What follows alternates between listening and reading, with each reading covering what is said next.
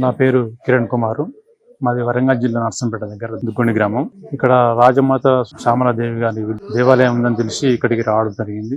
ఒక యూట్యూబ్లో వినడం జరిగింది, అయ్యగారి ఒక ఉపన్యాసం వినడం జరిగింది.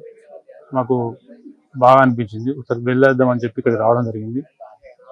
పొద్దున్న 6కి రావడం జరిగింది. ఇక్కడికి అభిషేకానికి పాల్గొంటే బాగుంటుందని చెప్పడం ద్వారా ఎర్లీ మార్నింగ్ రావడం జరిగింది. అభిషేకంలో పాల్గొనడం జరిగింది. అభిషేకం చాలా అద్భుతంగా అనిపించింది. 1 గంట గంటన్నర పైగా చేయడం జరిగింది. వచ్చిన భక్తులందరితో కూడా అభిషేకాలు పాలతోని, నెయ్యితోని, పసుపు, కుంకుమ, పంచదార రన్నీటితోని అభిషేకం చేయడం జరిగింది. అమ్మవారితో పాటుగా ఇక్కడ శివలింగం ఉంది. శివలింగం మీద కూడా అభిషేకం చేయించడం జరిగింది. చాలా అద్భుతం అనిపించింది, సంతోషంగా ఉంది.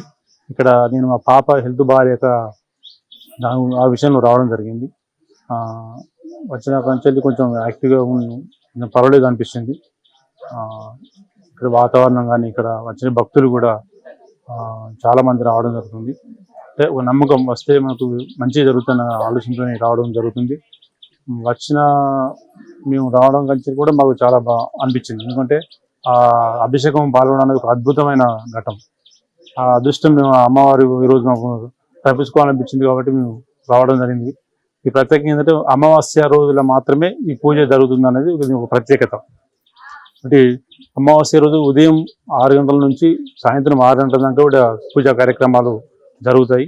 అలాగే యజ్ఞము, యాగాలు ఇవన్నీ జరుగుతాయి ఇక్కడ.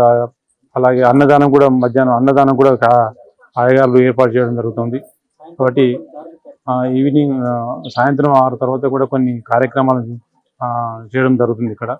వాటి అన్నింటిలో పాల్గొనడం ద్వారా మంచి జరుగుతుందని ఒక అభిప్రాయంతో రావడం జరిగింది ఇక్కడికి. ధన్యవాదాలు.